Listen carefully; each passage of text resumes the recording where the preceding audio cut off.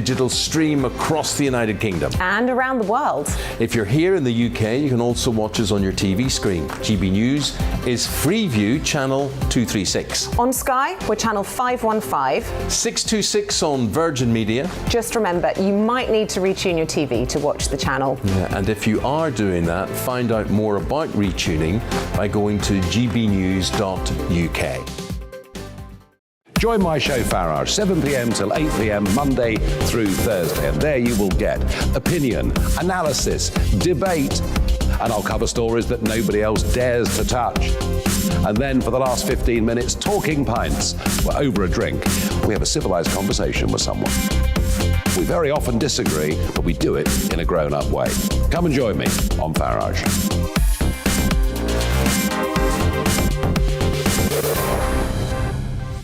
I'm Dan Wootton. Join me Monday to Thursday from 9 to 11 for the feistiest and most fun news debate on TV, where free speech reigns. I'll bring you a sharp take on the day's biggest stories, bombshell newsmaker interviews, and A-list guests. And I guarantee you, no spin, no bias, no censorship, and no reason to go to bed. That's Dan Wootton tonight, Monday to Thursdays from 9 on GB News. Hello there, I'm Eamon Holmes. And I'm Isabel Webster. And we hope you can join us for Breakfast with Eamon. And Isabel. You make me laugh out loud, belly laugh. Is that important first thing in the morning? Yeah, absolutely. And there's me trying to be deadly serious. News is a serious business. Yeah, I have to rein you in sometimes. Well, it doesn't stop us laughing at it. It doesn't stop us having an opinion on what's going on. Yeah. And it certainly will not stop us reflecting what you think. Weekdays from 6 to 9:30 on GB News.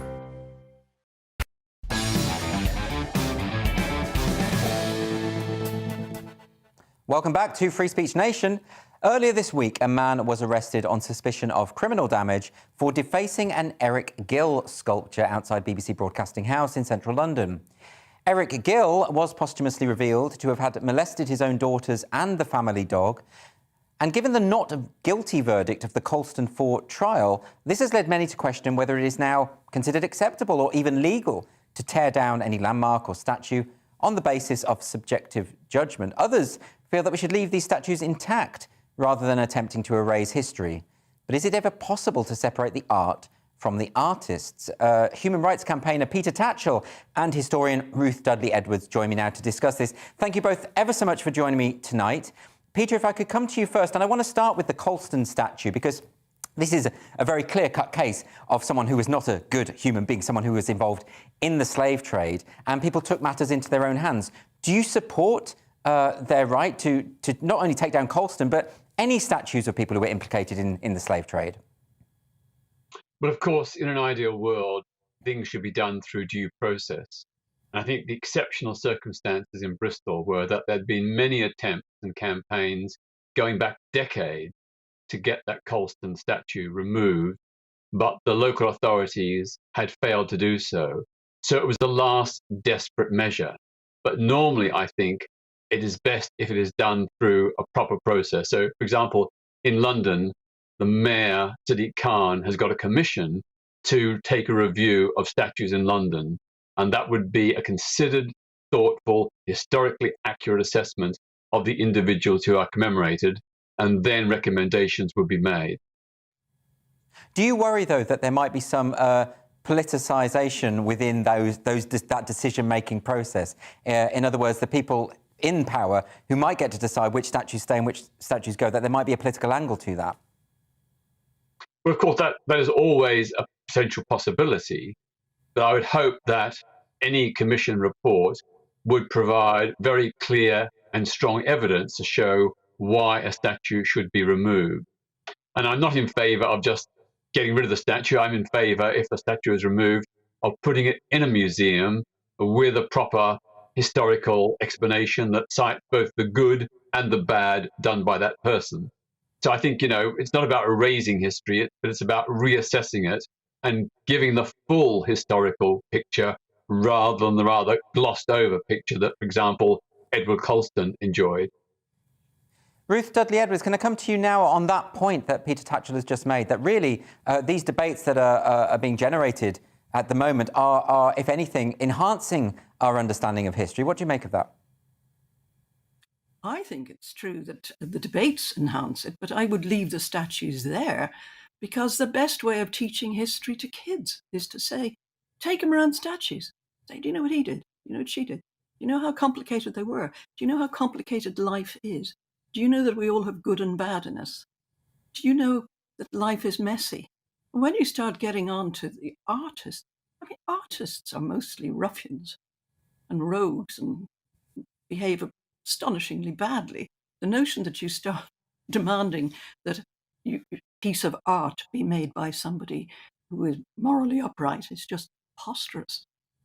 And you Peter, know that the people put in charge of deciding who are good and bad will be the ghastly do-gooders and the better than thou and the authoritarian types. Nobody sane would want to be actually making those decisions. But Dr. Edwards, can I ask you about this? Because I think in the Colston case Ruth, specifically... please, Andrew. I'm not Professor... I don't want to be bloody well called. Ruth, by all means, Ruth. Can I ask you, though, in the Colston case, it was put to... the defence made the case that the existence of the statue in and of itself was a form of hate crime because it was so offensive and upsetting for people to see it on the street, and so therefore they had no choice. But what do you at least take that point on board? Andrew, I used to be a satirist. I used to write satire, satirical crime novels. I started to write one about this 5 years ago, and I've written 12 of these things. I'm not a newcomer. And I couldn't write it because the world has become so insane. So everything you're describing is a form, complete and utter insanity. And so is the notion that you mustn't be offended. I mean, whatever happened to being robust? Whatever happened to explaining to people that you have to put up with hearing things you don't like and seeing things you don't like? And the trick to life is to learn how to deal with it. And the notion that you should be offended by a piece of bronze on a street is just pathetic. Peter, can I come to you on that? Because I've heard you talk in the past, and you're very much of the view that offensive speech in and of itself is part of free speech. Does that not go for public monuments, landmarks? And if you are offended by them, perhaps it's more to do with an issue that you have to deal with yourself? Well, I think the purpose of a statue or memorial is to acknowledge and glorify someone who has done something which is deemed to be great.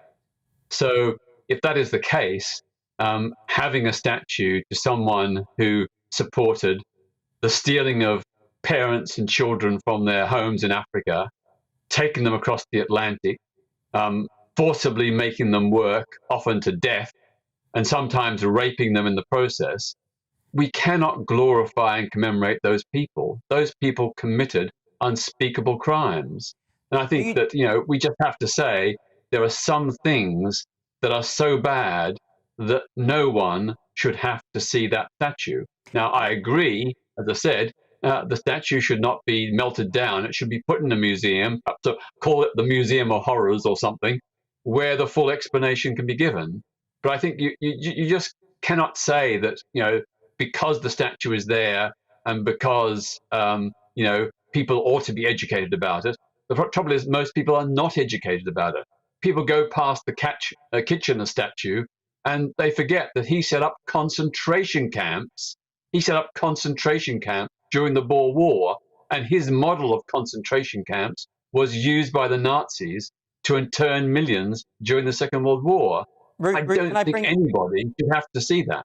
Ruth, can I bring you in here? Do you accept what Peter is saying here, that these statues are not just cultural artifacts or snapshots from history, they are glorification, they are glorifying these people? Do you agree with that viewpoint? Well, if you take, for instance, Colston, he was being glorified for being a philanthropist. He was not being glorified for being involved with the slave trade. What bothers me is the slippery slope stuff. You know what happens at the slippery slope. You know that it's there and it's very, very slippery, and that you end up with having earnest conversations around a table about how the good outweighed the bad with particular people. And I don't think there is any way of dealing with this other than having proper historical details beside all of these people, and starting from the acceptance that people are good and bad. Let's just take Gandhi. 2 years ago in Manchester, an Indian association wanted to put up a statue of Gandhi, and they provided it. And then a whole group of protesters came out and said, but look what he used to say about black people. Look at what a racist he was. And what do? Do you say, Gandhi did a great deal of good, and we accept that he said terrible things? Or do you say, no, we will have only the pure? How can you have only the pure? I'm actually a great fan of Peter, because I think he's the most reasonable person, one of the most reasonable people I know. I mean, I know on the business of the cake, the gay cake scandal, you are completely and utterly reasonable in that. And I love reasonable people. And I would think that if you were you were one of the adjudicators, sane decisions would be made, but not most people. Well, can I ask Peter about that? Peter, do you feel, to take the example of Gandhi, I mean, I'm sure you must support his idea of peaceful non-cooperation as a form of protest, very successful. A statue of Gandhi isn't necessarily, surely, to commemorate the worst things he ever said.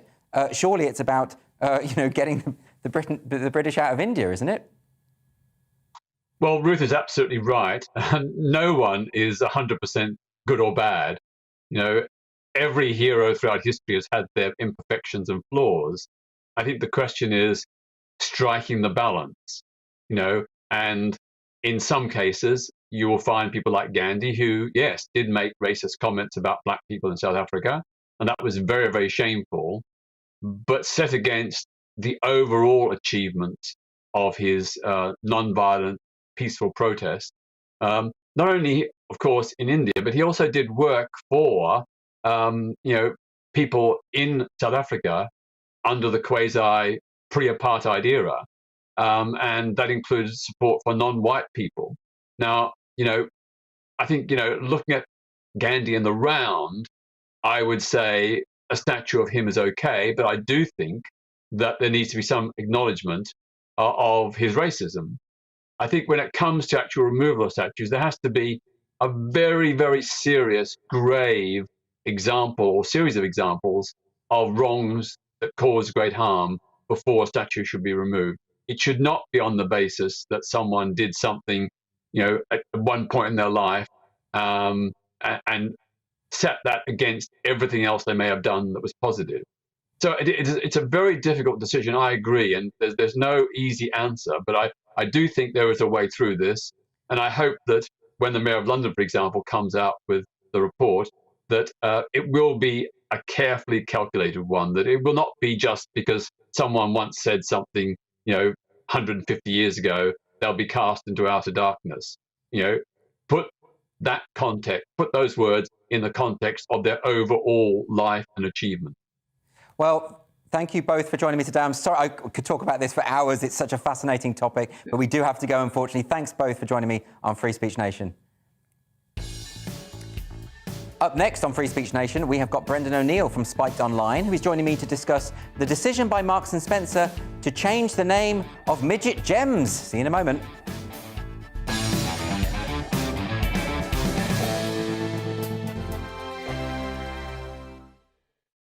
Hello there, I'm Eamon. And I'm Isabel. And you're watching the GB News digital stream across the United Kingdom. And around the world. If you're here in the UK, you can also watch us on your TV screen. GB News is Freeview channel 236. On Sky, we're channel 515. 626 on Virgin Media. Just remember, you might need to retune your TV to watch the channel. Yeah, and if you are doing that, find out more about retuning by going to gbnews.uk.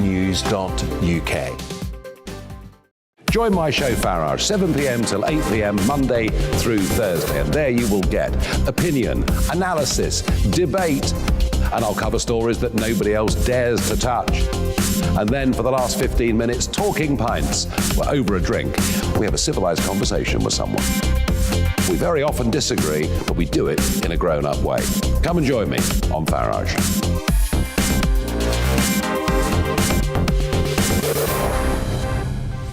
I'm Dan Wootton. Join me Monday to Thursday from 9 to 11 for the feistiest and most fun news debate on TV, where free speech reigns. I'll bring you a sharp take on the day's biggest stories, bombshell newsmaker interviews, and A-list guests. And I guarantee you, no spin, no bias, no censorship, and no reason to go to bed. That's Dan Wootton tonight, Monday to Thursdays from 9 on GB News.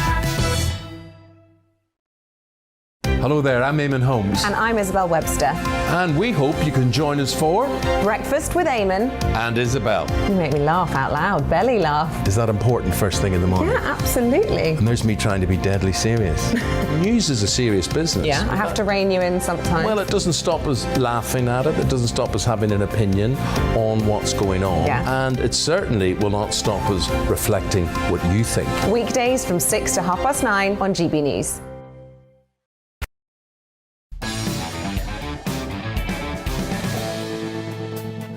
Welcome back to Free Speech Nation.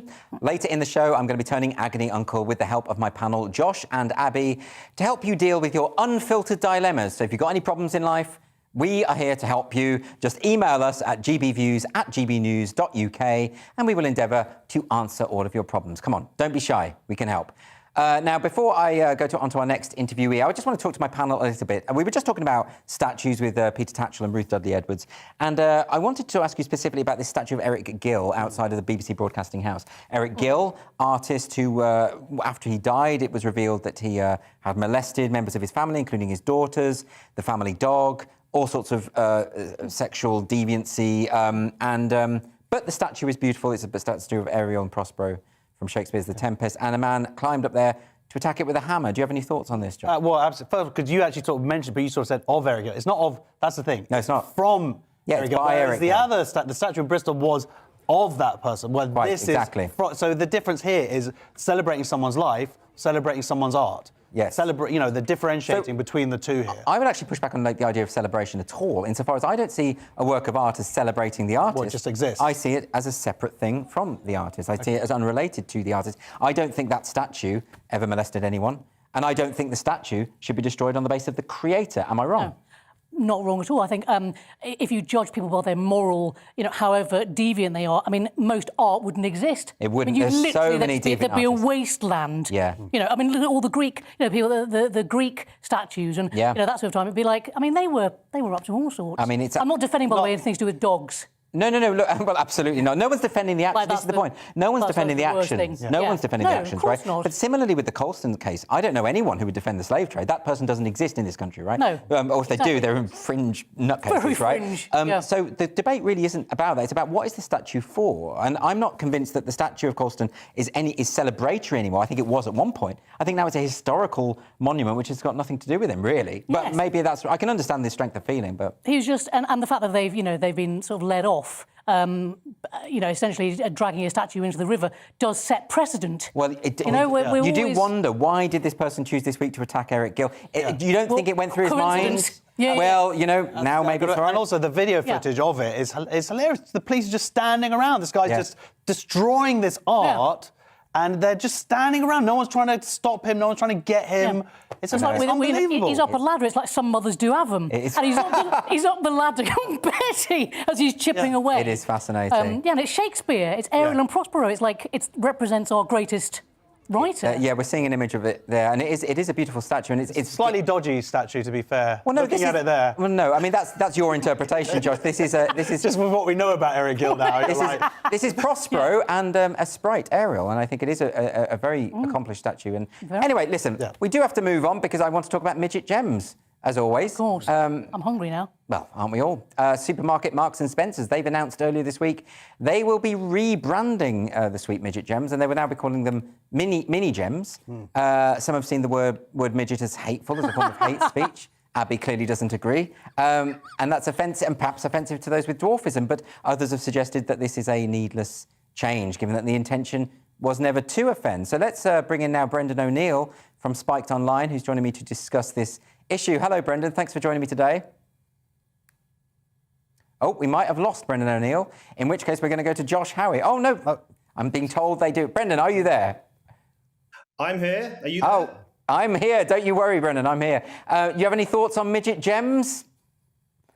I think the name change is absolutely ridiculous. And it's one of those stories where on the one hand you think it's political correctness gone mad, which is a term I really dislike, but it is very appropriate here.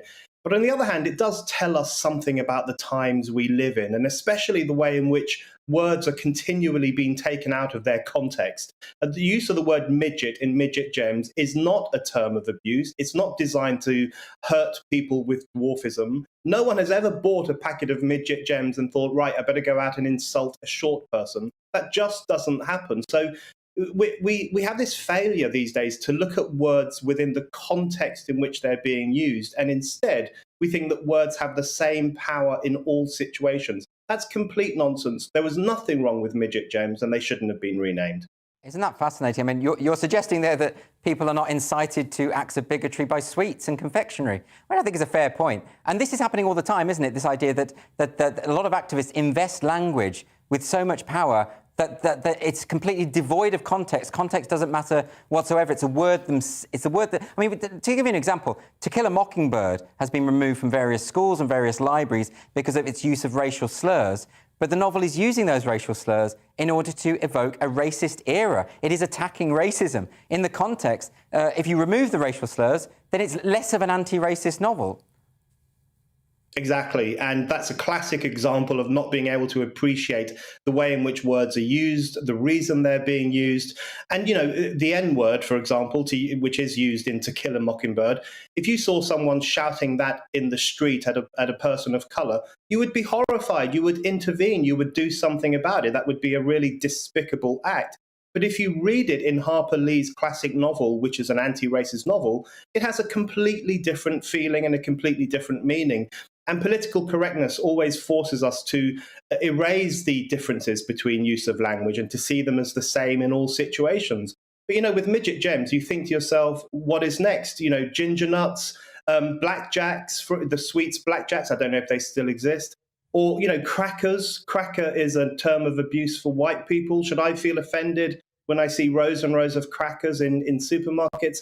I think that, you know, this ridiculous notion that where people go around waiting to be offended, looking for offense, almost enjoying that feeling of being offended. I think that's one of the key problems here, where people hunt down offense and they want to enjoy that thrill of feeling offended. And we've got to really push society beyond that.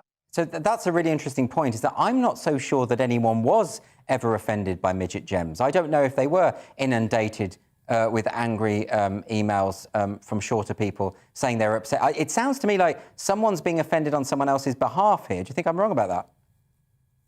Well, I think the academic who raised the complaint, I think she might suffer from a form of dwarfism or from some disability. But it does look like her complaint was the only one, that there was, you know, maybe one or two more, I don't know. But that's another problem with the era we live in. It's the tyranny of the minority. So if you look at the Advertising Standards Authority, for example, which very often bans adverts for all sorts of reasons, if an advert produces gender stereotypes, for example, by showing an incapable father who's kind of fussing around and not knowing what to do, those kinds of adverts can now be banned.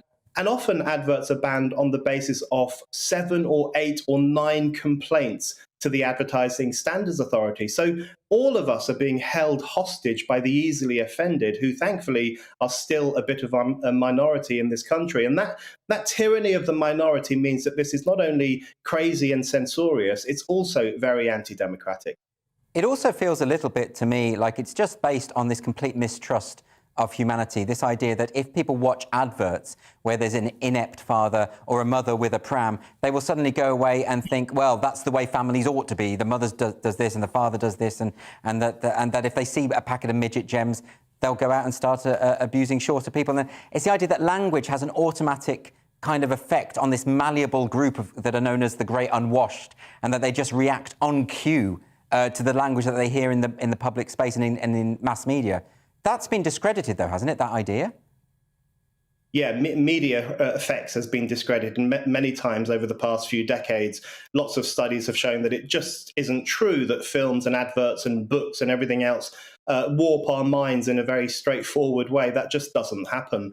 But you're absolutely right. That is the driving force behind censorship, the idea that people are gullible, brainwashable, stupid, you can be easily led to violence by seeing something that will stir them up.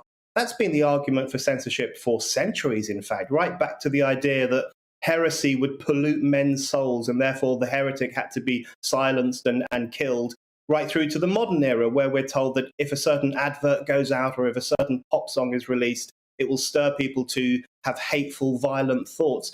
Censorship is always built on this utterly contemptuous view of the public. And we see that censors see the public as people who will be driven to terrible deeds if they hear the wrong kinds of words. So there's an extraordinarily paternalistic streak to censorship. There always has been, and there still is in the era of woke censorship too. Brendan O'Neill, thanks very much for joining me today. Thanks, Andrew. I think that's a really fascinating point that he's ended on. I mean, a lot of the time when we talk about these stories, they sound silly and we laugh at them. Midget gems, it sounds stupid, but it is about a broader principle, isn't it? Well, first of all, I'd say Brendan needs to sort out his lighting because he looked particularly sinister there. Oh, OK, I'll pass that on. Pass on. But I agree with a lot of what you're saying, and I agree a lot of the wider points that Brendan's saying. I would have to say that in this particular thing, I think that the name change isn't a bad thing for a few reasons. Number one is that I know people with dwarfism who are little people, and for them, that word is very offensive. It is like the N-word or the P-word or for Jews. It just is. Now, is there a direct correlation between back then them calling midget gems midget, like they called little people midgets, and they were small sweet, so they called them midget after the... Yes. You see what I mean? That's a slight difference Isn't there. the context important? Like, that's the point. Like, because I don't. I mean, look, you could say that gay people ought to be offended by faggots, the meatballs that you buy, because that word has been used against us historically by some very nasty pieces of work, right? Yeah. But I don't want to see those meatballs, because I get that that's not a homophobic What happens slur. if they were meat something? Oh, Josh, right, I'm going to come to Abby now. It's me to rescue it. Yeah. But I'm meant to be the filthy Sorry, one. I'm taking up Louis Schaefer's space today. Goodness me. I apologise. I think I'm going to disagree with Lovely Jocks. It's ludicrous because midget. Midget means small. Yeah. So it'd be like, I'm a big lady. Is the Big Dipper? The Big Dipper, the roller coaster. Yeah. Am I going to be offended? Well, are you offended? No, not in the slightest. Okay. It's describing. I like big things, as you know. Dumb waiter. Are you take that away? Blind, random drug trials. Take off the blind. How far does it go? You do say that, but there was someone who made a petition on Twitter sort of saying we shouldn't use the phrase blind spot anymore. Because, when you're driving, because that would be offensive. Anyway, look, we could go on about this forever, but we do have to move on, I'm afraid. We've got a show to do. Coming up on Free Speech Nation, should old comedy be edited to avoid offence? Most of Josh's work would be in the bin. I'll be debating if the decision to cut sketches from the show Chewing the Fat are really necessary. See you in 2 minutes.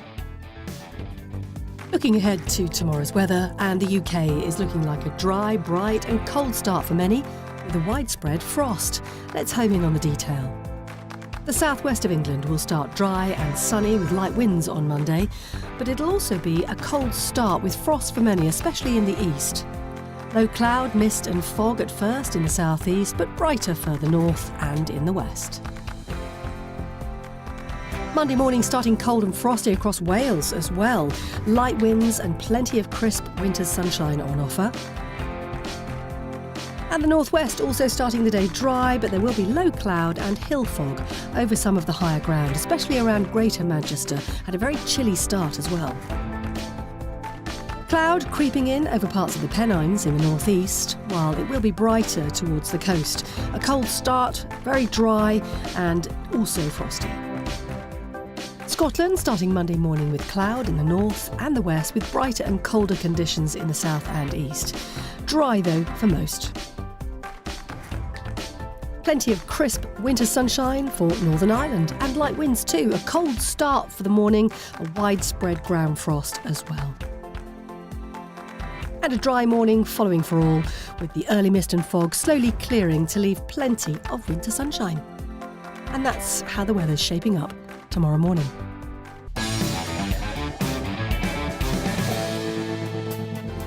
Hello there, I'm Eamon. And I'm Isabel. And you're watching the GB News digital stream across the United Kingdom. And around the world. If you're here in the UK, you can also watch us on your TV screen. GB News is Freeview channel 236. On Sky, we're channel 515. 626 on Virgin Media. Just remember, you might need to retune your TV to watch the channel. Yeah, and if you are doing that, find out more about retuning by going to gbnews.uk. Join my show Farage, 7 p.m. till 8 p.m. Monday through Thursday. And there you will get opinion, analysis, debate, and I'll cover stories that nobody else dares to touch. And then for the last 15 minutes, talking pints. We're over a drink. We have a civilized conversation with someone. We very often disagree, but we do it in a grown-up way. Come and join me on Farage.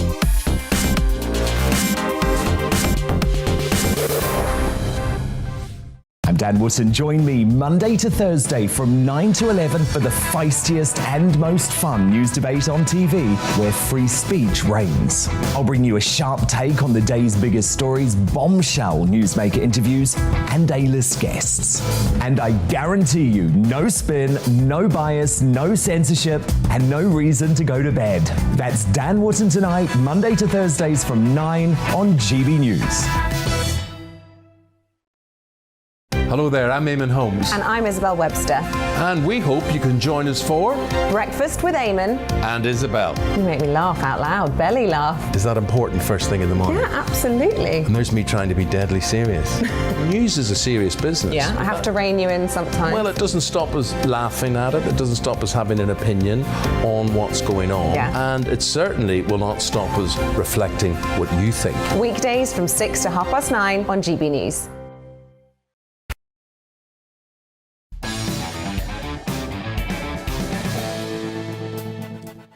So the comedy show Chewing the Fat has been re-edited for repeat on BBC Scotland, with some scenes being taken out for fear of causing offence to contemporary audiences. But the BBC has been criticised for attempting to censor comedy. Joining me now is TV critic for the Sunday Mirror, Sarah Robertson, and comedian Steve N. Allen.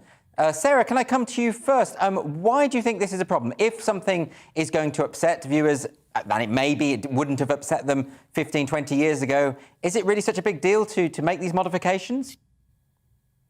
Well, I think it is a big deal, actually. It's something that I'm against, censoring comedy and censoring people's what they want to watch.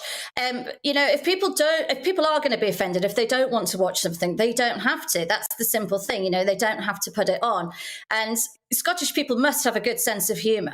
They must be able to take a joke because they voted Nicola Sturgeon into power. So they obviously do see the funny side of life, having her as their leader. But going back to your question, the show itself, obviously times do change, they evolve, people have different viewpoints, different reference points, what people find funny now, they wouldn't find funny 20 years ago, and so on and so on. But I think, you have to put everything into the context of the time and the place, and that was of its time, and it shone a light on what was going on in Scotland. It was poking fun at itself, not Scottish people. So I don't know how someone could be offended by it. It's ridiculous to me and pointless. Well, let's ask Stephen Allen. Can you see where someone might have a point here? That some of the scenes, and I have watched the scene in question, where a woman is flashing two boys who are buying an ice cream. And to be honest, it did make me laugh. Am I evil? Is that bad for me to watch that? I think you being evil might be an independent point here, regardless of whether this is funny or not. I think the point, you shouldn't judge comedy based on the values of today, but a repeat is a broadcast that goes out today. So a repeat should be judged on the values of today. If a new comedy show wouldn't get that joke in, there's a very good reason as to why a repeat of an old one wouldn't get that joke in. It's not rewriting history. It's not cancelling it. You can still, as you say, we both today spent some time watching that sketch. It's easily findable on the internet. But if a broadcaster thinks this is a joke that shouldn't go out these days, then that's a perfectly valid decision to make. Sarah, do you take that point that maybe broadcasters are just, looking out for modern sensibilities? They're taking that on, but, because ultimately they're responsible, aren't they, if they broadcast something that upsets people? Yes, but it's putting it into context. It's what are you broadcasting? This isn't Bernard Manning, which, let's face it, was absolutely awful and just not funny at all, and racist and sexist and just disgusting. But, Bernard Manning's no longer with us. His style of comedy, didn't really catch on, and he's gone. So it's not like they're repeating something abhorrent like that. This is chewing the fat. And yes, that scene okay, a little bit risque, a little bit naughty, or where they have old Betty, you know, she's a bit naughty. But what's the difference between her and Catherine Tate's granny? You know, it's the same thing. I mean, the BBC have Frankie Boyle on. Lots of people would get offended by Frankie Boyle. I personally don't care. You know, let people watch what they want to watch. And if people want to be offended, there's a very simple answer. It's called the remote control. Or, you know, if they're watching it on the iPad, they could just put the lid down or switch it off and go away and shout or rant, do a Victor Meldrew, whatever. But, you know, where do you draw the line? You can't have a state broadcaster telling us what we should and should not watch. That is up to the individual to be able to choose and make that choice. And most people who are going to be downloading Chewing the Fat, let's face it, is like our generation. So it was what we grew up with. You know, we know whether we're going to be offended or not by it. So it's not like it's going to be going out to a new audience of younger people whereby the humour probably would just go over their head. Again, so you've got to look at it in that way. And I think everything needs to be just taken into perspective, and you go down a very dangerous route as a society where you're allowing broadcasters to basically censor a broad variety of comedy or views. If that's what's going to happen, then society's toast as far as I can see. It's very interesting, though, because even in what you're just saying, there's an element of subjectivity there. I mean, you mentioned Bernard Manning and how he's not funny, but I could introduce you to people who think he is. I've actually had guilty conversations with comedians who say that they find him funny, even though they know they're not meant to, you know. And they can, and that's up to them. I personally don't, you know. If people want to put him on TV, they want to put him on TV. I just wouldn't watch it. But I wouldn't sit writing letters or going on Twitter and screaming and crying and all the rest of it. You know, if we go down that road, which people are doing, we may as well just not go out of the house. We may just all bury ourselves inside and not say or do or watch or see anything for fear of being offended. Steve, can I bring you in here? Because I'm interested in something that Sarah said there. And she's talking about really the way in which broadcasters are kind of acting in the role of a parent. Particularly, as she said, the state broadcaster deciding what is right and wrong to watch. I mean, I recently rewatched the episode of The Germans, the Fawlty Towers episode, and I was genuinely surprised when I watched it back that they had cut out a couple of key scenes. And I'm thinking, but I can watch that and I know, I understand it. I don't need someone telling me that's bad for me. So isn't that the problem, really, that you've got people in power in TV companies, commissioning editors, that kind of thing, who just don't get comedy sometimes? Well, even if they don't, and, you know, I'm sure we can all point to some who don't, the point that just suddenly because they've decided they don't want to broadcast something means they're telling us that we can't watch it is not true. That's my fundamental point. We've both watched that sketch that they don't want to broadcast. They're in charge of what they broadcast. You're reframing it as they're in charge of what we're allowed to watch. There's no allowed to watch about it. They're in charge of what they broadcast. And if they think a certain sketch should be broadcast, does that change when you're talking about sorry, Steve, does that change when you're talking about a state broadcaster? I take the point that when you're talking about a private company doing the thing, but a state broadcaster, that's a different thing, isn't it? Again, they've not deleted that only from their own broadcast. It's not impossible to see the thing. It is not true that the BBC have prevented me from watching the thing that I sat and watched today. So I'm not being controlled. I'm not being told what to watch. I can prove it by the fact that I've seen the thing we're talking about. They're in charge of what they broadcast, and that's an issue of broadcasting standards and their own personal choice based on what they'd commission. So my point would be, if they wouldn't commission a show that has that sketch in it now, I can understand why they wouldn't broadcast a repeat of it. Just it's like if they brought in a new rule about banning some E number in food, you wouldn't say, well, you can still sell that cake, though. It was made 15 years ago. So, Sarah, do you think that Steve's got a point there? I mean, I suppose, you know, if I were someone new to Fawlty Towers and I was watching it on BBC iPlayer, I would be watching an anaesthetised version that wasn't the original vision of Connie Booth and John Cleese. And is that not a problem? What do you think, Sarah? Well, I agree with you there, Andrew. It is a problem. You know, you can't, you know, Fawlty Towers, for example, is the most inoffensive show. I mean, if no one finds that funny, well, then they have a complete and utter humour bypass as far as I'm concerned. But the point that you made there is it is anaesthetising it. You know, the BBC with Chewing the Fat, with Fawlty Towers, on these repeats, they have edited certain scenes. So they're saying, oh, you know, we're going to take that out in case it offends someone. It's like we're pandering to the minority. And it goes back to what I said before, which you have to be able to have a broad variety of views. And I think let people watching the show decide what's funny. And this is obviously saying the state broadcaster, because it is the BBC that's done this. You know, it's not another channel that's done this. And as you've said, you can go into YouTube, you can watch these videos unedited if you want to, which is what people are going to do anyway, aren't they? They're going to want to see the full version and not the sanitized version, which the BBC is going to be giving them. Steve, I'm just going to come to you for one more question about that. I want to ask you about what you think the mindset is here, because to take the Fawlty Towers example, well, the scene in question is with the Major, who is being mocked by the programme for being an old relic, an old racist. And that's the joke is on him. So what do you think is going through the minds of the people who decided to cut that out? Why are they taking away the opportunity to mock racism? You'd have thought that's quite a good thing, wouldn't you? I think it's an excellent thing. I think the two examples we're talking about here are very different. The Fawlty Towers one just falls foul of the word filter. Certain words that you can't broadcast these days, so almost regrettably, that falls foul of that. Whereas what we're talking about with the sketches is more about you wouldn't have this sketch commission these days, and therefore you wouldn't show the same sketch in repeat. I see. I'm not so sure you wouldn't have it commissioned. I don't know, but we shall see. We agree to disagree on that. Thank you both very much for joining me today on Free Speech Nation. Thanks. It is now 8 o'clock and you are watching Free Speech Nation with me, Andrew Doyle.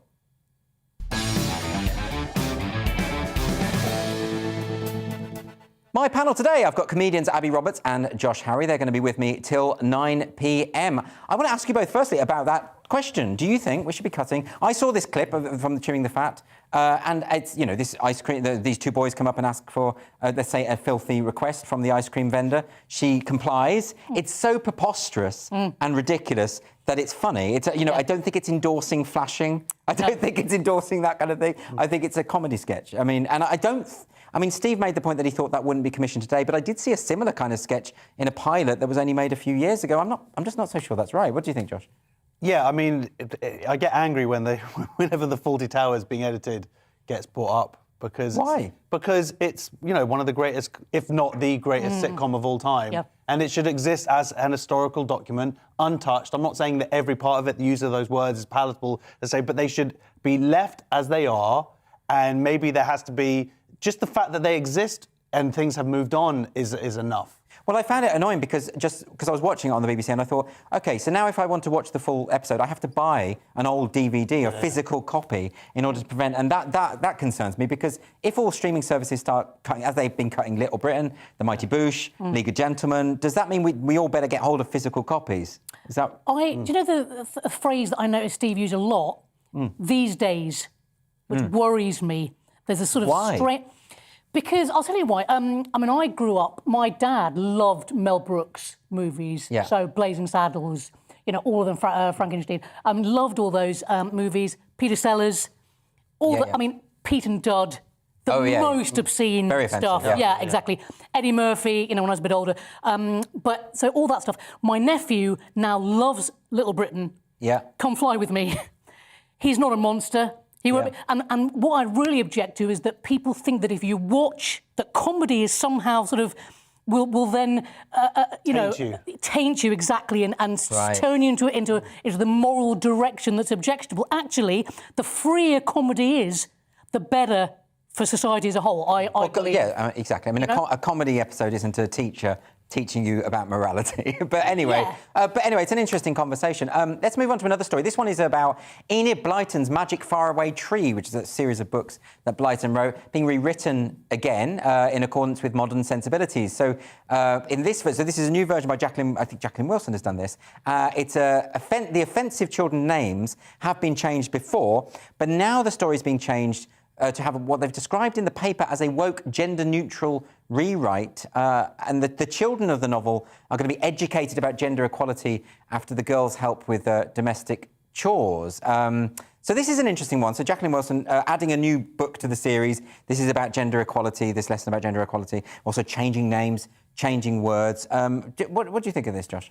Well, I mean, when I first read it, and there's a difference between rewrite and continuing the series. Yeah. And there's both happening here. So, so there's an extra book being written, and they're also tweaking the original one. I think for they already tweaked it, right? Like in 1990. I think they're doing it again. I think that's what it's saying. So, but with a rewrite, that's what happens before. People take the original story and they take it a bit further, and it reflects more the times. I don't necessarily see a problem with that. Taking new characters, putting them back into a different situation. I hate gender. It's not gender equality. It's sex equality. Right. Is the thing. Gender equality winds me up as a. Except a lot of these actors would say it's definitely gender equality, and that you're being really offensive by saying sex equality. Well, they could. Well, I'm saying it's sex equality. Okay, fine. Well, that's your view.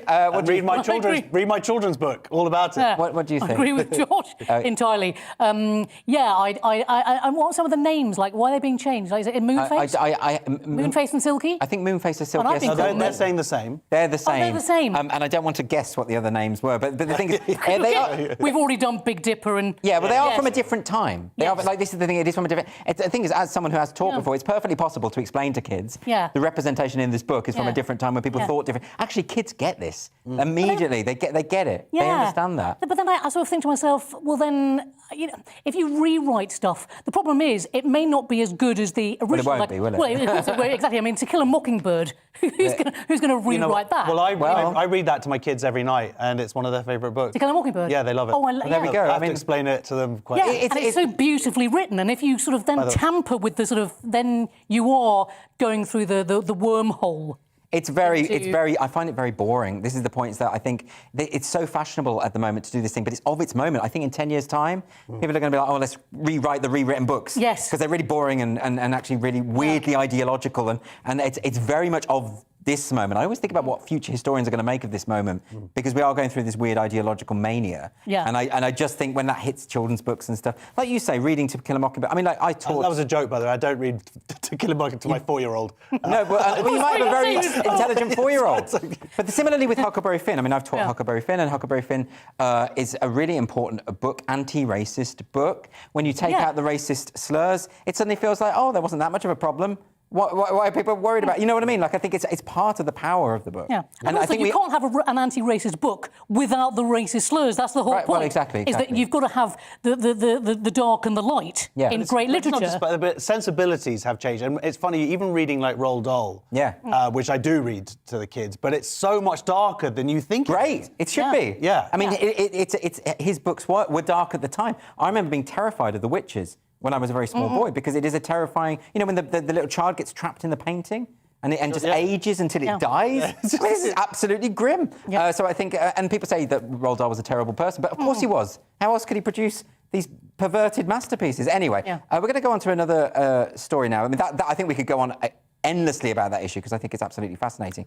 But this is another one about changing language. This is about the singer Elvis Costello, who says he's no longer going to perform one of his biggest hits from 1979, Oliver's Army, due to its lyrical content. So the song was inspired by the Northern Irish Troubles, but the artist has now called for radio stations to cease playing the track, rather than censoring its most controversial lyric, which we obviously can't say.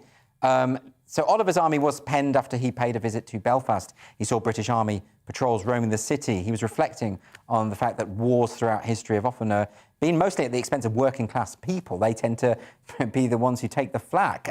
So it was a very class-conscious song, and the use of the racial slur in the song, in context, is not attacking black people. What do you make of this? Well, first of all, it was nice that you showed a lot of pictures of me just now on your screen. I didn't see the pictures, so I'll take your word for that. Everybody always calls me Elvis Costello. Oh, I see. It's funny enough. That's the big heckle that I get invariably. But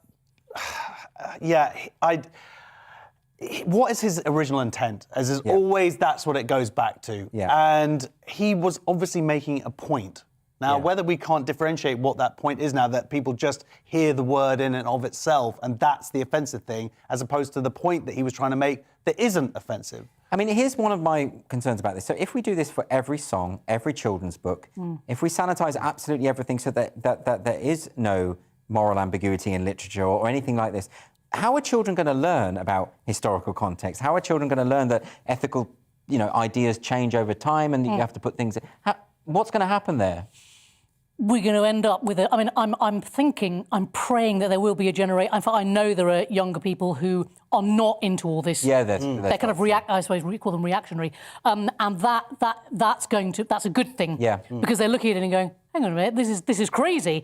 It's actually the adults in the room, in a way, who've got the problem. So we may have a generation that are sort of confused, and that's what worries me. But isn't this interesting, though, that Elvis Costello himself, he's the one who said, look, don't play this anymore. It's similarly, we had recently the Rolling Stones talking about brown sugar, and then they have made the decision not to play brown sugar at their concerts anymore. So is it now, and whereas before it was normally commentators and critics, now the artists themselves seem to be doing this. Isn't that weird? And is it Oliver Cromwell's? Is it meant to be about Oliver Cromwell's army? Yeah, well, that's where Oliver's army comes from. Yeah, absolutely. So, I mean, oh, God. Yeah, exactly. If the artists are doing it and people with a lot of money are doing this, then they're wrong, because they're the people that should be standing up above the parapet and saying, we're not going to do this. Well, it's self-censorship, but it also goes back to what the BBC were doing with the comedy show, which is they're doing it in anticipation of the thing. No one's called in and said this scene of this woman opening her jacket's offensive. They're going, oh, we have to protect people from this really subversive idea, so we better cut this thing out. That's the problem. We are adults. Occasionally, I can be intelligent-ish. I can make my own choices. And it feels like everybody's like, I don't want to be protected. Well, I suppose the counter-argument is that, that children have to be protected in terms of, we always decide what is appropriate for a child to watch and what isn't. Well, yeah, but that's always, that's largely been the case, before this generation in the past. But I think, like I was saying about my nephew, he's got a really, really good sense of humour. And to bludgeon that with a sort of, no, you can't watch that, or you definitely can't watch that. That's horrific. Is it to do with what we were talking about earlier with Brendan O'Neill, this idea that there's this sense that language is investing language with too much power? Of course, language does have power and it has baggage. And when you hear offensive words that have been used against you, it does evoke something unpleasant. I get that. But the response to that, surely, is not to just, sanitize, the books and dictionaries and whatever of the word itself. It's about dealing with the fact that life is complicated, people are complicated morally, language can be used for good and ill, and we are losing some of this nuance. And I do worry about, ultimately, it's about paternalism. It's about people deciding on other people's behalf what's good for them. We are becoming an infantilized culture. There's a bit of a rant, but do you agree? I agree. I still think they should be called mini gems instead. But yes, you were very close to persuading me. The exception is mini gems. OK. Well, let's go on to another. This is a story about Pope Francis, who has criticised cancel culture during his annual address to the Vatican's diplomatic corps, saying that it stifles freedom of expression and rewrites the past. In the speech to representatives from the 183 countries accredited to the Holy See, the Pope declared, "Cancel culture is invading many circles and public institutions. This risks silencing voices that defend a respectful and balanced understanding of various sensibilities." Pope Francis, though, this is interesting because in the speech it was delivered in Italian and the phrase cancel culture was retained in English. This is our that's exactly right. This is our export now, the concept of cancel culture. But it's very interesting to hear the Pope weigh in on this, and this idea that even the Vatican is sort of saying, look, we need to be able to have discussions with people with different... Who thought the Vatican would be coming forward? Do you think they're worried about being cancelled themselves? There's some stuff in the Vatican's past. I tell you, if you just read about Pope Alexander VI, you're going to be pretty shocked at some of the stuff he got up to. And I'm just saying, and I speak as a Catholic, so I can do this. Maybe there's a vested interest there, but no, I think the Pope is right. I think the Pope's making an interesting, nuanced point that we all know to be true. What do you think, Josh? Yeah, I think when, no offence to Catholics, but when the Catholic Church is calling for openness of dialogue, it feels slightly. I can't wince as a Jew. That's nice that you're doing that now. Thank you. Well, the Catholic... Times have changed. Yeah, they certainly have. I think we should emphasise that. Yeah. The Catholic Church hasn't persecuted Jewish people for a long time. So I think for a while. But the 2,000 years before was, that was pretty dodgy. Bad. But this is the point, isn't it? Cancel culture isn't about the now. It can go through history, and it can be about dragging people through the mud who are dead. This happens all the time. Sort of cancelling the dead happens quite a lot. They did it to John Wayne. Do you remember? Someone found a Playboy interview that he'd done in the late 60s and said, well, we can't, he used to be white. Well, they're doing it to Churchill. And Churchill. Right, exactly. And we were talking earlier with Peter Tatchell about Gandhi. A similar thing, is that if you find one thing... where I part company with Peter Tatchell on this is that I think he's thinking that we can have nuanced conversations about, well, yes, Gandhi said this, but let's balance it against the Raj and what he did in India and all the rest. I don't think people are capable of that now. I think people are like, he said that one thing, he's a heretic. That's it. And that's it. Yes, And there's an expectation of moral purity now, yes, which is impossible to attain for any of us, apart from me. Yeah, but it is impossible, exactly, isn't it? and definitely me. Yeah, there's Puritanism. Your book coming out very soon. Thanks for the plug. Pleasure. This is where we're going, and we're back to this. What we were talking about earlier, collectivism, which is that somebody decides what is best for the greatest number of people, and if that involves cancelling words, cancelling speech, cancelling art, then so be it. Cancelling Jesus. Cancelling Jesus. Oh, well, you know, it could happen. It could happen. Well, anyway, let's carry on. After the break on Free Speech Nation, I am going to be speaking to Claire Fox, or Baroness Fox of Buckley, about the amendments made to the police crime bill. But first, here's Mark Dolan with a promotional video. On Mark Dolan tonight, my Mark Meets guest is Figan Murray, the mother of Martin Hett, who was tragically killed in the Manchester Arena bombing. She's fighting for a law to make public venues safer against terrorism. Hear her moving story at 10. In the big question, can the royal family survive the Prince Andrew scandal? Plus my all-star panel, including best-selling author and newspaper columnist Tony Parsons. And in my big opinion, Novak Djokovic is more than just a tennis hero. See you at 9. Looking ahead to tomorrow's weather, and the UK is looking like a dry, bright and cold start for many, with a widespread frost. Let's home in on the detail. The southwest of England will start dry and sunny with light winds on Monday, but it'll also be a cold start with frost for many, especially in the east. Low cloud, mist and fog at first in the southeast, but brighter further north and in the west. Monday morning starting cold and frosty across Wales as well. Light winds and plenty of crisp winter sunshine on offer. And the northwest also starting the day dry, but there will be low cloud and hill fog over some of the higher ground, especially around Greater Manchester, at a very chilly start as well. Cloud creeping in over parts of the Pennines in the northeast, while it will be brighter towards the coast. A cold start, very dry and also frosty. Scotland starting Monday morning with cloud in the north and the west, with brighter and colder conditions in the south and east. Dry though for most. Plenty of crisp winter sunshine for Northern Ireland, and light winds too. A cold start for the morning, a widespread ground frost as well. And a dry morning following for all, with the early mist and fog slowly clearing to leave plenty of winter sunshine. And that's how the weather's shaping up tomorrow morning.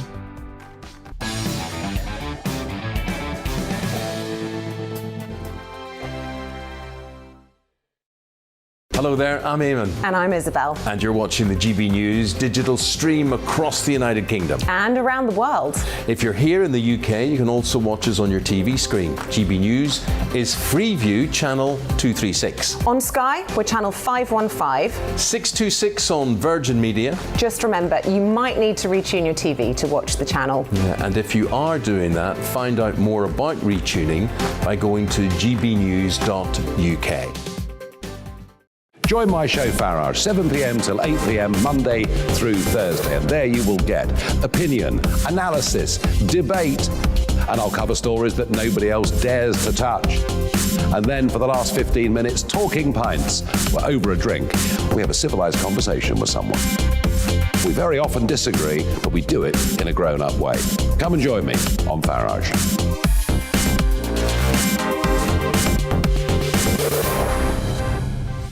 I'm Dan Wootton. Join me Monday to Thursday from 9 to 11 for the feistiest and most fun news debate on TV, where free speech reigns. I'll bring you a sharp take on the day's biggest stories, bombshell newsmaker interviews, and A-list guests.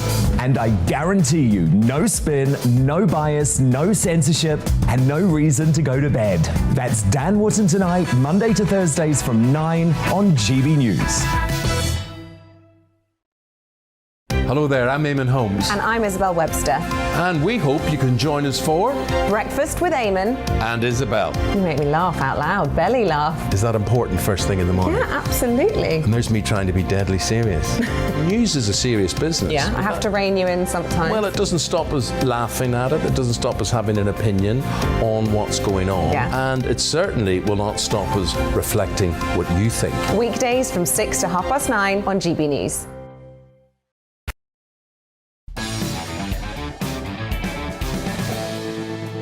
do an e-bus. Welcome back to Free Speech Nation.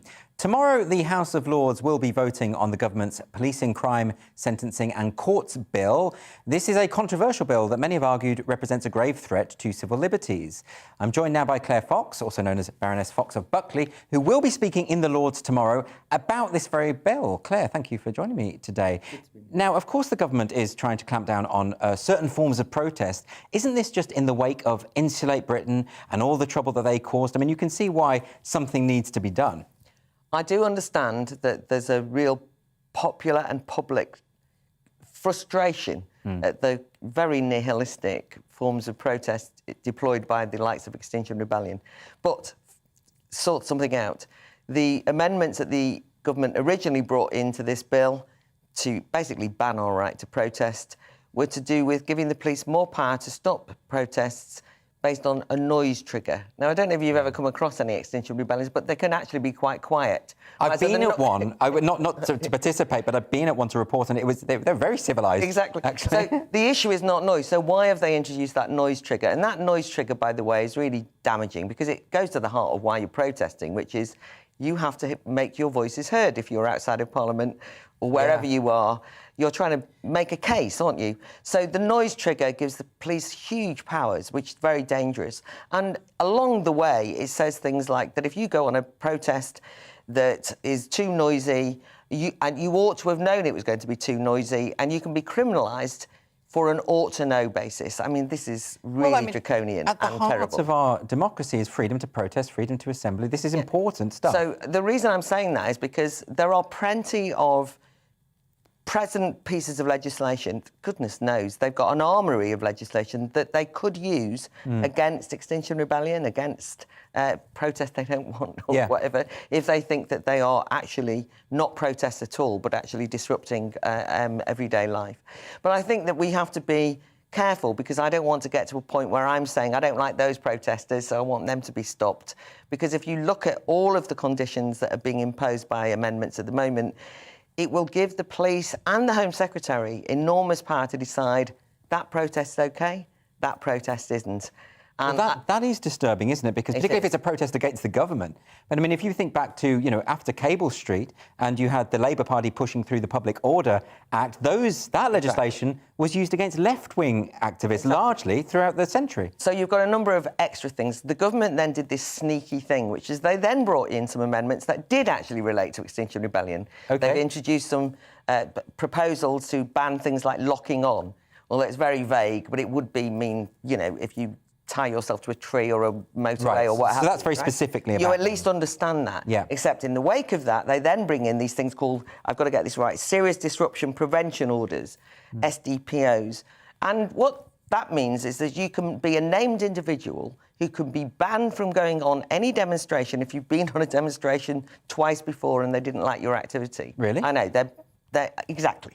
Protest banning orders, effectively, and with incredibly broad remit. They're also bringing in stop and search. Stop and search without suspicion. Now, stop and search has only ever been used for very serious criminal activity. I mean, if you think that, for example, somebody's going to be a terrorist or knife crimes about to take place.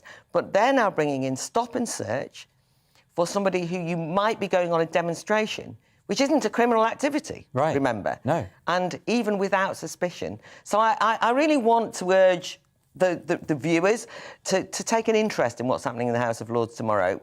This second lot of amendments they brought in were only introduced in the House of Lords really to avoid parliamentary scrutiny, by the way. That then gives the... go on. Because I'm interested about that, because this has been going on for a long time. I remember reading about this months and months ago, that's right, and I remember specifically reading about the idea that if the protest was too noisy, the police would have the right to shut. So that's an old thing. What are these new amendments, and when did they come in? So I think the new amendments came in when they realised that the other amendments bore no relationship to Extinction Rebellion or the things that people were complaining about. So they brought these new amendments in just a few weeks ago, very late at night. I mean, it was like literally at the end of what is known as committee stage in the House of Lords, which gave no one any time to scrutinise them. They're now coming back in the final part of this bill. But what it means is that the House of Lords, and this is rare, gets an opportunity to actually stop them in their tracks. So if, in fact, the House of Lords vote down these amendments, then they actually have to go they have to start again in a new bill. So it will be, and I hope that they are voted down. Just in terms of the way the politics works, by the way, the Labour Party have now eventually been persuaded to support the Lib Dems, the Greens, crossbenchers, and the odd independent like me, to oppose these different attacks on the right to protest. But just to show you the inconsistency, only last week they introduced public space protection order bans on any anti-vaccine protests around schools or vaccination centres because they don't like anti-vax protests. Yeah. Even though some of those, by the way, anti-vaccine protests might be parents saying they don't want their children to be vaccinated without consent. So it's not straightforwardly anti-vax. Yeah. But I think it shows you that amongst the political parties anyway, there's a certain inconsistency when it comes to which protests they like and which ones they don't like. Right, well that seems to be the problem, doesn't it? It's about which causes they happen to support. Yeah. But why do you think the government is doing this? What's in it for them at the moment? Why push this through now? Well, I think they think it's popular because there has been a completely understandable revulsion against the way that, for example, ambulances weren't able to get through when people were blocking roads and the whole protests on the motorways when people were trying to get to work. So they think they're doing something popular. I actually think it's a hangover from the lockdown period. I mean, They kind of have got away with amassing a huge amount of power. It gives them the ability to intervene, and they just think they'll pull that off, and they have that power, they won't always use it. And I suppose the final thing that we should note is it shows to me a real collapse of authorities that don't really trust the police to police anymore. It seems there is a crisis in policing. I mean, you've talked about the Colston 4 before now and what's happening in relation to that. But I think that when you actually muddle up politics and the particular political issues with what your rights are and so on and so forth, they then think, we've got to clamp down on this, we've got to make sure that we've got some consistency, and they don't trust the police to do it, so they've just brought in a whole range of new laws, or they're trying to, that will mean that you can't move, but for them having the power to stop you protesting. Well, isn't that a real problem at a time when the police seem to be becoming more politicised, as far as I can see? I think this will only encourage that, because if you give the police a huge amount of discretion to decide what triggers a noisy protest, which presumably, hopefully, if you're organising the protest, it's going to be noisy, right? Yeah, but then if they say, oh no, well, that might cause some distress or annoyance to a local company or a local group of people, it obviously gives them a huge amount of discretion, doesn't it? So they could say, we will ban that protest, not that protest, and they will be accused of politicising protests and what's banned. Interestingly, the police don't seem to want this discretion. I mean, they have actually been no demands for on their behalf. It puts them in a very difficult position, doesn't it? Because firstly, how do you assess whether a protest is too loud or will cause offence or anything else? I mean, surely it's in the police's interests to sustain their non-partisan Exactly, approach, and it puts them right in the eye of making those decisions. The funny thing was, I went about finding out what too noisy meant and checking on decibels and working it all out. Of course, this is not in the law. And I said, you know, imagine your average copper standing around going, will this be too loud? And so it's entirely discretionary. So there's far too much of this bill, which is giving far too much power to the police, but it's far too vague to protect our civil liberties. I think it's worth noting, the right to protest isn't a gift for the government to give us. It's our right to protest. Right? It is a legal right, and it's a very important civil liberty. And they're behaving as though, well, of course you can have the right to protest, as long as you do it where we say, in the way that we say, in a very civilised way, not using methods that we don't like. And I think that will damage anyone. So even if anyone watching thinks, I can't stand that crowd who have protested on this, I don't like the Black Lives Matter lot, I don't like... We have to defend the right to protest, because there'll be something in your life that you will want to protest over one day. And if the government are going to use anti-democratic means to pass secondary legislation and impose all sorts of attacks on our freedoms, then we're going to need the right to protest even more moving forward. So don't let them get away with this. Well, this is why I mentioned the Public Order Act, because the people who pushed it through, it ended up clamping down on things they hadn't anticipated. And this isn't just about Insulate Britain. We don't know how this legislation is going to be applied in the future. It's probably going to be applied against things that we support. There'll be different Home Secretaries who have different politics. So you might think, oh, I don't mind Pretty and her priorities. But if you give the power to the Home Secretary, it's whichever Home Secretary. And you might find, I mean, I don't necessarily agree with Pretty's priorities, but that's not my point. The point is you give a huge amount of power for the Home Secretary, because they get, in this bill, get given the choice they can decide what is a disruptive protest effectively, as well as the police. That's too much power. I mean, but do you think a lot of this has come about because of some of the more, let's say, in-your-face kind of protests around Parliament Square? Certain politicians have been subject to abuse up close by protesters. Do you think there's a sensitivity around that now that's come off the bat? Yes, you might well be right, because they're actually extending the buffer zone around Parliament as a no-protest zone. They're saying they're not doing that, but they are actually changing the geographic place where you are allowed to protest. And that's within these new amendments? Within the new amendments. Oh, right. Or within the first lot of amendments, but anyway. They're even making it much easier to arrest and criminalise one-person protests.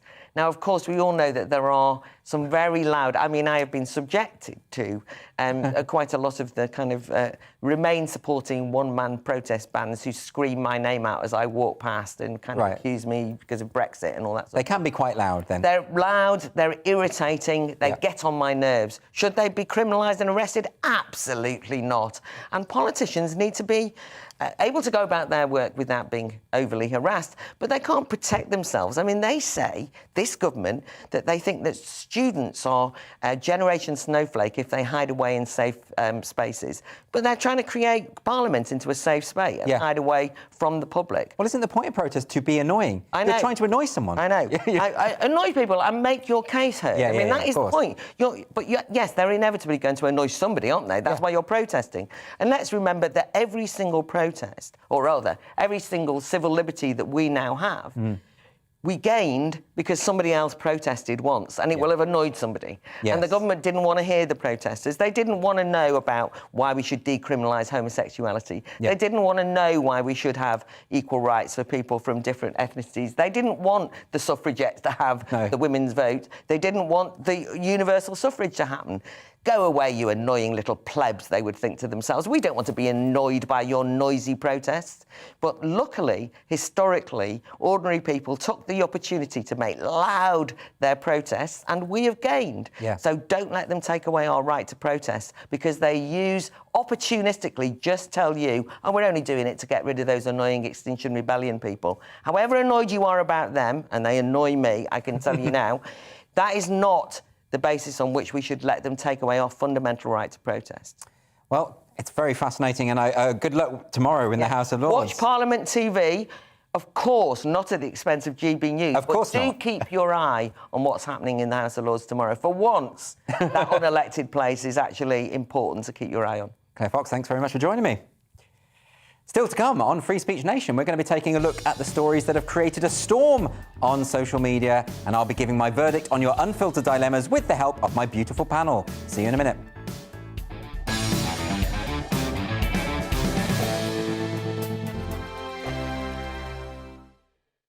Hello there, I'm Eamon. And I'm Isabel. And you're watching the GB News digital stream across the United Kingdom. And around the world. If you're here in the UK, you can also watch us on your TV screen. GB News is Freeview channel 236. On Sky, we're channel 515. 626 on Virgin Media. Just remember, you might need to retune your TV to watch the channel. Yeah, and if you are doing that, find out more about retuning by going to gbnews.uk. Join my show Farage, 7 p.m. till 8 p.m. Monday through Thursday, and there you will get opinion, analysis, debate, and I'll cover stories that nobody else dares to touch. And then for the last 15 minutes, talking pints. We're over a drink. We have a civilised conversation with someone. We very often disagree, but we do it in a grown-up way. Come and join me on Farage.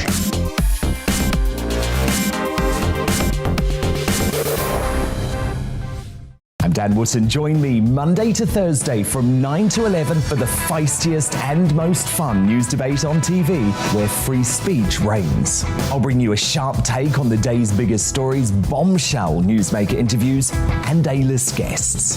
And I guarantee you, no spin, no bias, no censorship, and no reason to go to bed. That's Dan Wootton Tonight, Monday to Thursdays from 9 on GB News. Hello there, I'm Eamon Holmes. And I'm Isabel Webster. And we hope you can join us for Breakfast with Eamon and Isabel. You make me laugh out loud, belly laugh. Is that important first thing in the morning? Yeah, absolutely. And there's me trying to be deadly serious. News is a serious business. Yeah, I have to rein you in sometimes. Well, it doesn't stop us laughing at it. It doesn't stop us having an opinion on what's going on. Yeah. And it certainly will not stop us reflecting what you think. Weekdays from 6 to 9:30 on GB News.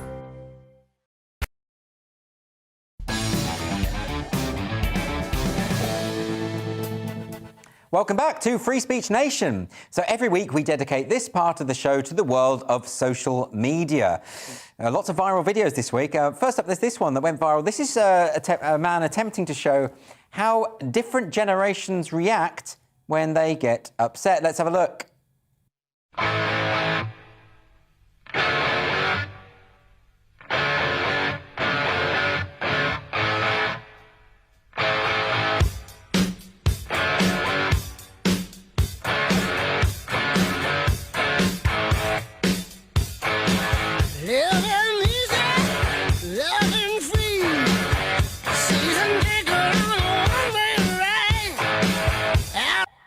So what I particularly like about that is the moment where he's clearly not upset, and then he poses deliberately for the photo. But the thing is, a lot of people accuse, we don't know the name of the man who made it, it's really funny, but people will say, you know, well, that's just the old complaining about the young. Is that right? No, it's not. I mean, it's just absolutely spot on. I've seen that so many times. I've watched it over and over. It's funny on the way that he opens his eyes. He's like properly funny. Yeah, he's a funny guy. The point that I think's interesting is I want to see the 2010. Because you were talking about your nephew. Yeah. My son, who's 2009, he's now 12 years old. Right. They are reacting against this, and they are being pushing back again. And he does roll his eyes at this stuff. Yeah. And it's like so ingrained in their school, and you just can see him just going like, oh my, you know, they are sick of it because they have literally been brought up, and there is going to be pushback. I mean, that's what's funny about the current social justice movement in its current incarnation is that they don't believe that they're ever going to be judged by the future. They think they've got it all right. Yes. And what's hilarious about that is people are going to, I mean, we're ripping it out of them at the moment, but people in the future are going to be, who the hell were these people coming along? These crazies. Yeah, I mean, they're not going to be judged well by history. They keep saying they're on the right side of history. Don't think so, mate. I really don't. I just think this is a weird glitch of authoritarianism. Yeah, definitely. It's like, is it Douglas Moore, I think, said, it's like the train has veered so far off that it just needs to kind of come back to the track. Yeah, and exactly. You know, to a more central sort of position. Exactly. Yeah. I think that's the case. But I think it's a very funny video. I'm glad that it's sort of... So what are you then? I'm 1976, so I'm sort of in between that sort of like... You're nudging it and just... yeah, exactly. Yeah. Anyway, we're not going to ask Abby. We don't ask other people's age. That was more in 1950. There were no door frames when darling.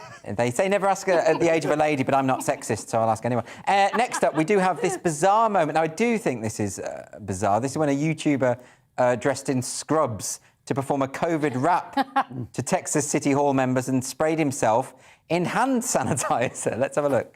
The real Dr. Fauci, please stand up. Please stand up. Please stand up. Vaccinate your mom. Vaccinate your dad. Vaccinate the happy. Vaccinate the sad. Vaccinate your babies. Vaccinate them, even if they got rabies. Vaccinate my life. Vaccinate my wife. Vaccinate your DNA. Vaccine created by the CIA. Vaccinate your body. Vaccinate me at the party. I want to vaccinate to the end. Vaccinate me, pure L. I love you. What can I say? DNA, I love you. I got the pure L, feeling pure, so clean. Got the Lysol, because I'm calling Paul. Do you got to clean the mic? You got to vaccinate. You going to get corona from Mona. Don't vaccinate. I mean, this is total freestyling. Someone sent it to me thinking it was real. He's obviously making a joke. No, I think he's just had the vaccine. I think this he's is just happy about it. No, this is the side effects. Yeah. Oh, really? No one's ever talked. Everyone talks about the strokes and all the. Yeah. This is the other side effects. But you become a terribly bad rapper. Yeah. Is that what it does? Yeah. It is funny though, isn't it? That, like when people send you these comedy clips, people do think they're being serious. And that happens a lot of the time. I was like, borderline. Could it be serious? Because I have seen clips of people who are just have gone mad, and that's pretty close. But he is satirising. Oh yeah, I'm pretty sure he is. Yeah, he must be. But like when satire and real life, sort of, you can't really tell the difference. That is That's a strange world. Well, I think freestyle rapping is it should only ever be done for comedy effect. Yeah. I don't even like it when Eminem does it, and he's an excellent rapper. But when he does the freestyle stuff, I'm like, oh, it really annoys me. You would like it written, pre-written. I like things prepared. Yes, I don't like absolutely. laziness. No. That's why I don't like rap battles, and I've been in a few, and I don't like them. You know. Yeah, I can't do them at all. Ad-libbing, no. I saw one rap battle which was hilarious, where the guy didn't know what to do, and he just went, "Your mum." That was it. That's like being back at school. That used to be the only all you That's had all to he say. had. No, I know. This is also why I don't like when rap battles are becoming like comedy now. They do these comedy battles where you sort of insult each other. Yeah, I think that's like really... roasts. Do they not understand that comedians are the most sensitive, no. narcissistic people in the world? I mean, we can't handle that Have you noticed, though, that roasts only really work in America? They love roasting. But here, not so much. No, we don't like it. No. And there's a lot of shows now. They do it in Edinburgh as well. There's a few shows like where you just have to insult each other. I think everyone should just get along. We do that enough, don't we? As but normally comedians, they do it behind their backs. Yes, precisely. And we're masters at that. That's the difference. We're really good at that. We're great. No, you shouldn't be done in public. Anyway, there you have it. That, by the way, was YouTuber Alex Stein left Dallas City Hall officials completely gobsmacked, and it was definitely satirical, don't worry. So if you thought that was a real rap, it wasn't. We're going to have a look at another video. This is one where Mark McGowan, who's the state premier of Western Australia, and this is a video that's gone viral this week. I find this baffling. This is a state premier of Western Australia talking about how deadly the coronavirus is, but in his 2-minute video, he also has line-by-line translations by an Indigenous elder translator who's interpreting each line in Aboriginal English, or the language used by the specific tribe that it is addressed to. It has to be seen to be believed, so have a look. An important message to keep Aboriginal people safe. And the message is a proper important one to keep everybody safe one. You can die from the corona or get really sick. You can pass away from this corona, or you can get really sick one. It's time to get the corona needle to keep people and country strong. It's time to get them this needle, blanga corona, to keep them but all the people and country proper strong one. I mean, it's so misjudged. This video has been seen as offensive. It shows Aboriginal people as equivalent to being children who need spoon-feeding of Australian English. I mean, how did you react to this? It's so condescending. It's so condescending. It's insane. It's my dad's brother married an Aboriginal woman, so all my cousins are Aborigine, and I know a fair bit about Aborigine culture and spend a lot of time with them. I mean, I don't know. I wanted to call. I've got to call them up and see if they've seen this video to see how they respond. Yeah. It's unbelievable, but he speaks like. They're like it's so condescending. It's so cringeworthy. But what do you think his intention was? Well, their intention is to, I guess, for him, it's to imagine to try and save lives of people. So you think it's well intentioned? I think it's well intentioned that they're trying to. I know, obviously, we have our disagreements here, but I'm imagining there's a lot of scepticism in the Aboriginal community about. Taking the vaccine, and this is something to sort of... But this is not the way to do it. Aboriginal people can understand... They do speak English. I would love it, actually, if she'd, when he's speaking, she'd gone, this is totally discriminatory. Wow, and, she'd have called him out. And just said, told it like it is. That's what I would have done. Well, I'm not an Aboriginal woman. I just think it's interesting that politicians so often get this stuff wrong. They so often misread it. But don't they have advisors and... Don't politicians have advisors who say, don't do that? Don't they have that? Yeah. Maybe that's the problem, is they've got advisors who tell them to do that. Yeah. They don't have the self-judgment to go, actually, this is a bad idea. I don't know if you've noticed most governments around the world clearly don't have anyone advising them on these No, things. that's right. And on that, let's bring it closer to home now in terms of politics. Now, this is obviously Boris Johnson, who's a man who loves to party, apparently. Now, this is interesting because this is not a recent video. But in the light of all the revelations about the, I think, 1,000,001 parties they had at Downing Street, it's just endless parties there. It'd be easy just to release a list of the dates they didn't have parties at this point. And there's obviously been some interest in finding footage of Boris Johnson partying, living it up. And this is what someone has managed to find. I couldn't quite believe this one, so let's have a look at this clip.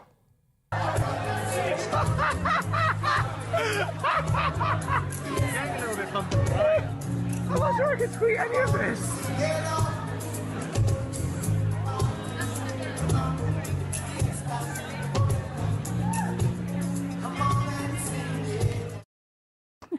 I mean, it's just the grinding and the, you know... It's right up in there. I mean, it's just... look, the thing about... By the way, I should say this is a 9-year-old clip. And I do... sometimes feel a bit like... The human element of me doesn't like it when they try and shame people. Like, you've had it with Michael Gove and people dancing, and they're just dancing, they're just having a good time. And I think, you know, they're human beings, they're allowed to have a good time. I can see why he's got so many children. With moves like that, it's very hard they to say resist. you can tell a lot about a man what he's like in bed by the way he dances. Do you think that's sexy? So, do you think he's sexy there? no, I'm guessing it's probably over quite quickly. I mean, just from that. He's not a great mover, but why? No. You know, yeah, it's just it feels a bit. I tell you what, it doesn't feel very much like a prime minister. I think if you're going to be a prime minister, then just. But mind you, this was before, wasn't it? This was before he was.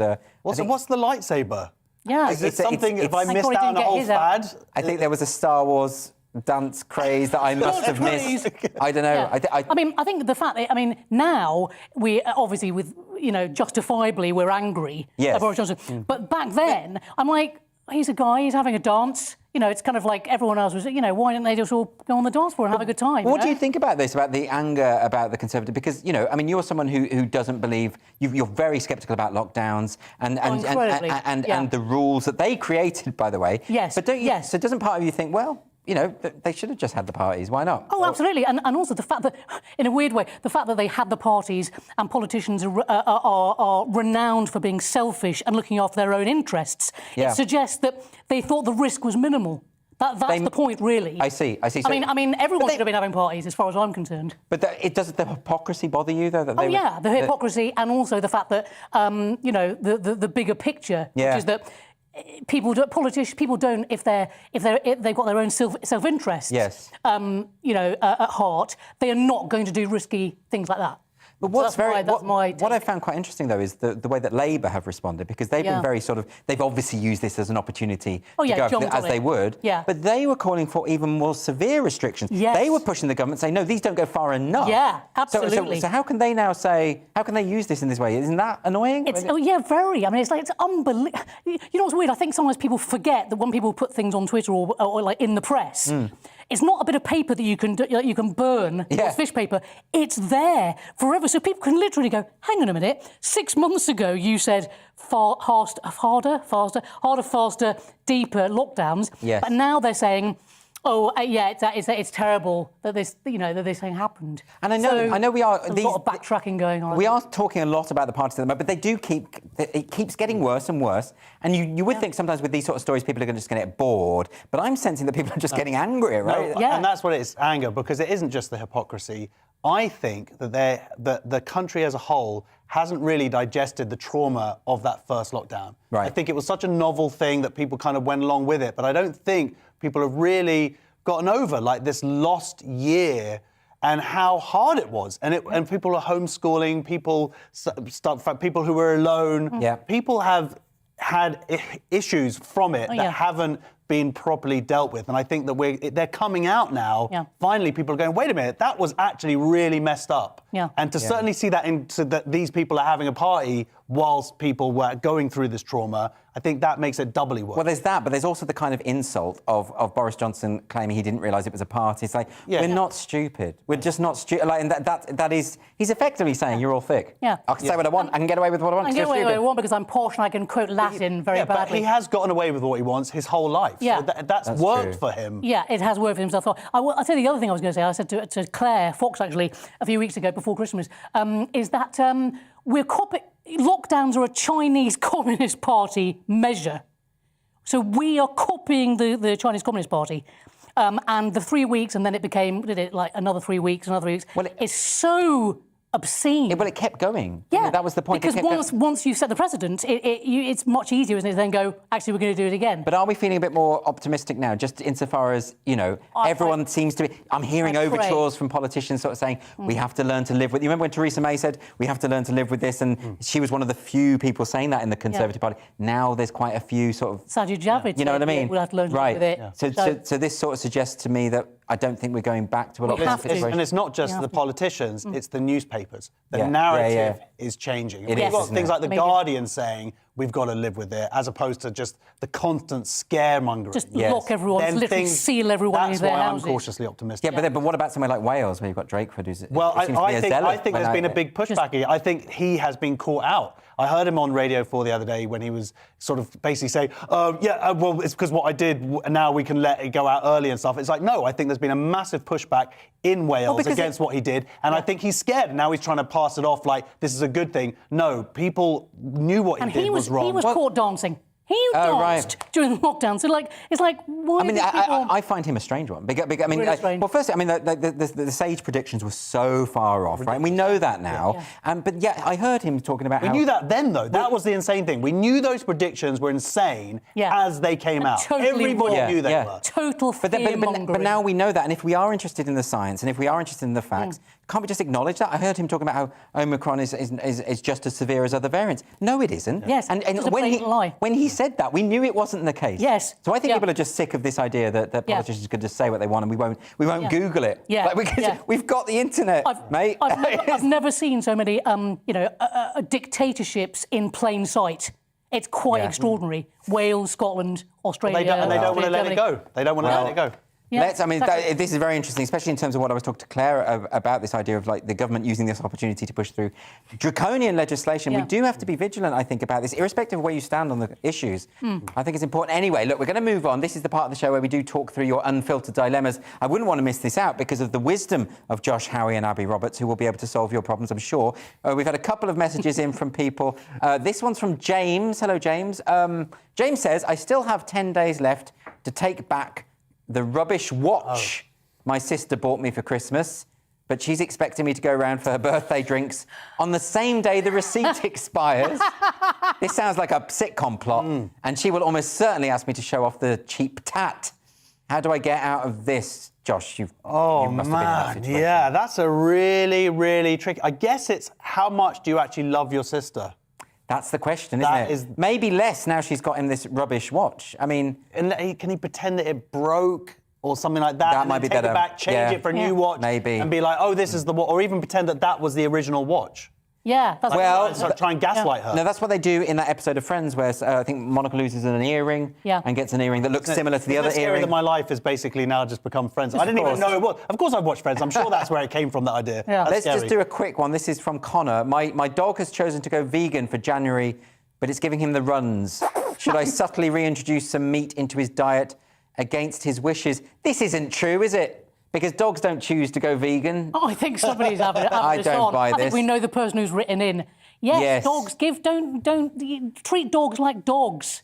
I can't imagine. No, but it used to be a joke. You remember in Shirley Valentine, the film with the vegetarian bloodhound? Oh, yeah. And she has to look after the vegetarian bloodhound when her neighbour's away. Yeah. It's a joke. But actually, there are now people who are raising vegan dogs and vegetarian dogs, and I just think, nah. Yeah, don't put your neuroses onto your pet. It could be like dog. It could be a euphemism.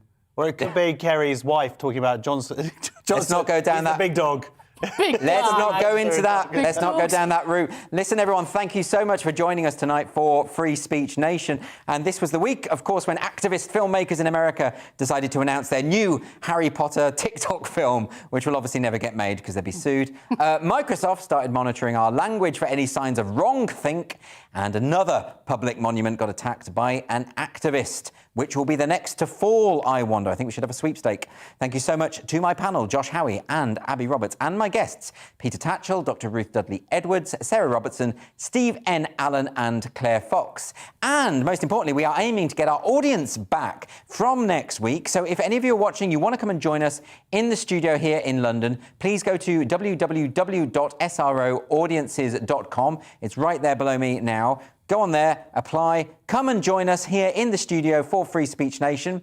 Stay tuned now for Mark Dolan Tonight. That's next. I'm going to be back here at 11 p.m. this evening for Headliners, which is the show where we review tomorrow's papers. Thank you so much for watching, everyone, and I will see you next week. Goodbye. Looking ahead to tomorrow's weather, and the UK is looking like a dry, bright and cold start for many, with a widespread frost. Let's home in on the detail. The southwest of England will start dry and sunny with light winds on Monday, but it'll also be a cold start with frost for many, especially in the east. Low cloud, mist and fog at first in the southeast, but brighter further north and in the west. Monday morning starting cold and frosty across Wales as well.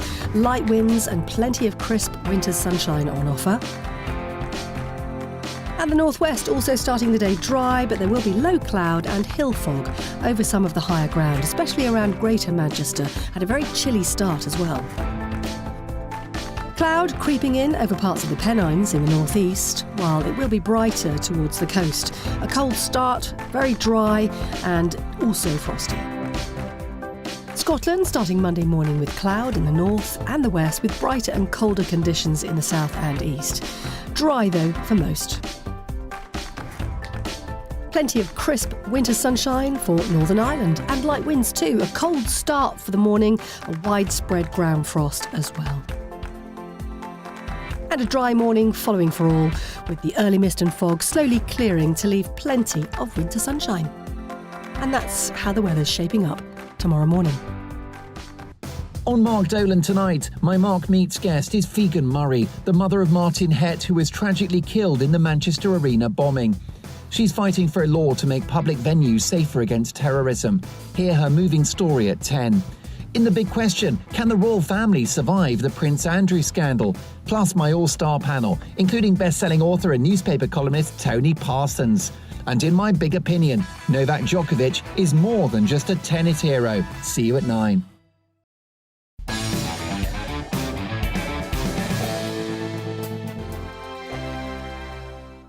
Hello there, I'm Eamon. And I'm Isabel. And you're watching the GB News digital stream across the United Kingdom. And around the world. If you're here in the UK, you can also watch us on your TV screen. GB News is Freeview channel 236. On Sky, we're channel 515. 626 on